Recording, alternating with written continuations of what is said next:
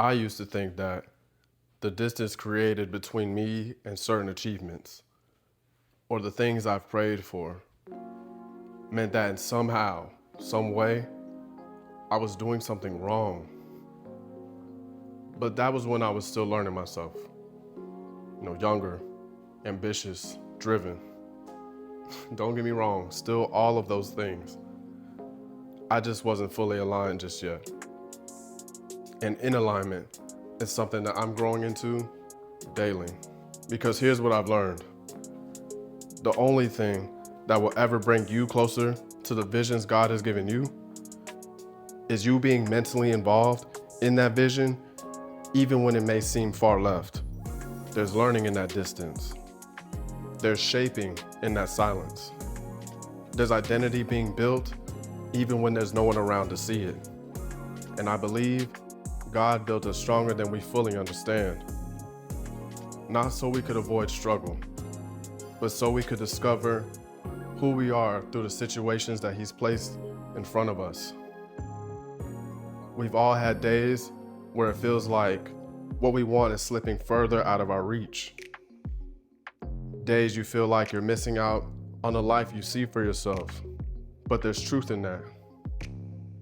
You're closer than you think.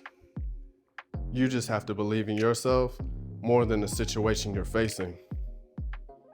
Even when no one's behind you to lift you up. Just think about the people who thought they may have known you better than you know yourself. Then get up and make it happen anyways. Feel what it's like to be down and rise above it all. I've never believed I've had it worse than anyone else, but I have learned that I can direct my mind, I can challenge my limits, and I can beat the odds placed over me. That is identity. And a lot of us have this same mindset. We just haven't learned how to develop it just yet. Because no one taught us how to take care of the mind or how to build a foundation for ourselves. But when you have a family depending on you, when people are coming to you because they don't know where else to go, when someone is quietly looking at your life for guidance, you have to be prepared to step into that role. Not accidentally, but intentionally. Because leadership doesn't start with leading others. It starts with leading yourself. And identity is the part of you God shapes in the dark so you can stand in the light with purpose. This is P2. I started this series originally because I believe that for me, this is something that I really had to think about because I don't believe that we are fully utilizing our minds to the truest extent that we could be. Why waste the potential? There's so much more growth in a lot of us that we haven't fully tapped into. And this is going to be that. Our generation of men have lost their identity. People still growing into themselves, people who still don't have leaders among them, family members, mothers, fathers, whatever the case may be. They don't have these things, but they have the world to look at in order to build themselves at an earlier stage. And while this may be a good thing, there's a lot of bad in that as well. You can be aligned spiritually. You can be aligned physically. You can have everything put together and it can all go tomorrow if you have not taken the time and taken into account that you need to be literally day to day working on yourself mentally. I take the time to do this because I have to manage a whole team. I have to manage different personalities. I am working with younger and older people on a day-to-day basis, and I'm learning from these people. And for me, not seeing a younger demographic really put emphasis on the development of our minds at a younger stage it's not worrying, but it just feels like there's a lot of misguided information there. You can go on YouTube, you can go on Instagram and look at the way people are living. They can be showing you how to be living one way, but be living another way. This is the information that I believe is the most important. It's going to be guiding those young men, because the responsibility that has been placed on man, we are expected to be providers, we expected to be leaders, and we're expected to be the ones who are guiding. We need the information, the proper information, in order to be growing ourselves mentally, physically, and spiritually. This was the reason I even started this, because emotional intelligence, how it's even being viewed at the moment, is that it is weak, but it's not. You need to be able to understand yourself on a deeper level in order to guide families, in order to guide teams, in order to guide women and children. This is what they need.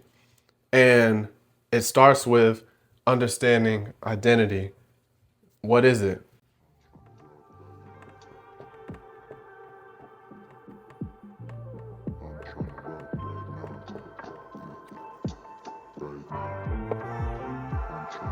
Identity isn't who you tell the world you are. It's the internal blueprint you operate from. This is the root of emotional intelligence. This is something that we need to be taken into account, because if you lose yourself, if you find yourself not being guided in the right directions, for one, talk to God, but then understand that you may too talk to yourself if you're putting yourself in the mind state that I know something is wrong. I need to be able to figure this out. This will show itself under pressure. Identity is who you are when the masks are off, when titles disappear, and when God places you in situations you can't fake your way out of. Two is going to be why identity even matters. Identity shapes the perception, how people experience you before you even speak.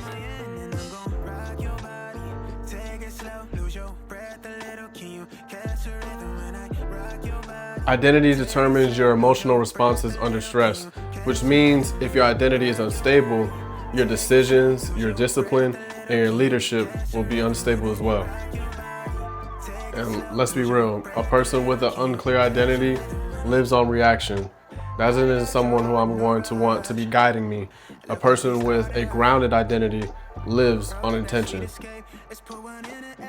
It is most important that you are understanding why this matters, being intentional about it, so you're able to be perceived by others as a true leader and as someone who is building themselves daily through action. Identity versus wounds. There are a lot of wounded leaders. There are a lot of people that have been hurt. Most people aren't operating from identity. They're operating in survival mode. A trauma-based identity shows up in how we lead, how we love one another, how we respond to pressure. And I'm gonna be real with you. Don't expect to be able to build anything meaningful from a defensive foundation. You can't build a life in this, a family or a future, from the part of you that's still trying to protect itself from what we brought from the past. This is one where I believe that a lot of us are still operating from a wounded standpoint and not thinking further ahead of how this could be affecting us in current matters. You know, I understand that a lot of us may have had that family member that could have left us behind as children. I understand that we could have had that loved one that we would have thought we'd be with for eternity, but it didn't pan out that way. And there's a reason for that, and there's learning in it as well. These are the things that people don't consider when they're in teams, when they're with families, when they're with other people, and they're bringing it over unknowingly. But this is where we can grow from this. This is where, if we've been through these situations and we've gotten through them, how do we get through them? And then being that reliable source of growth for that same person who's going through the exact same situation, and being there for them when they truly needed it, when you didn't have the same thing in return. So be thinking about this. How could we potentially be leaving a version of ourselves that doesn't align with our values, that doesn't align with our current standards, in order to be who we could be if we didn't operate from these past wounds? Fourth, these are the foundations of a stable identity. The first being self-governance. the ability to lead your emotions without being led by them. Second, your alignment. When the values that you've set in place for yourself match your behaviors. Thirdly, your awareness. When you can separate your ego from observation. Fourthly, integrity. When your private life and your public life match. And lastly, and I believe the most important, accountability. I made an emphasis on it. It wasn't first, I made it last, just for the simple fact that accountability tells a lot about a person.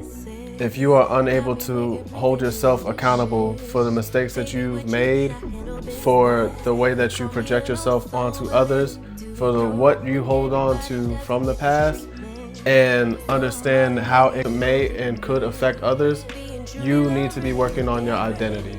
You need to be understanding who you are through these 5 foundations. This is what emotional intelligence sits on. Identity and emotional intelligence. Emotional intelligence isn't a performance. It's identity expressed through behaviors. Pressure doesn't create emotional intelligence.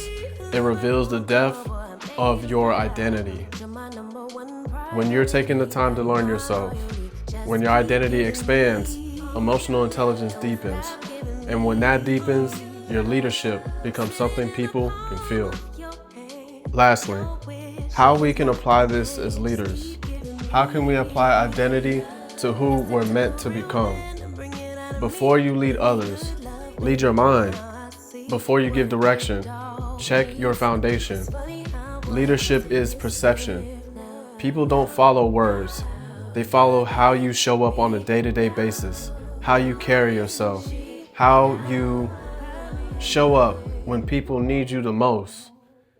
Identity dictates presence, and presence dictates influence. So, remember this. Everything you build is measured against who you are. Identity is the engine. Emotional intelligence is the foundation. Leadership is the output. Strengthen your mind. Strengthen your vision. Believe in yourself. Trust in God. And the rest will follow. Peace be on you. How you gonna say that? Girl, I don't play that. I ain't gonna lay back.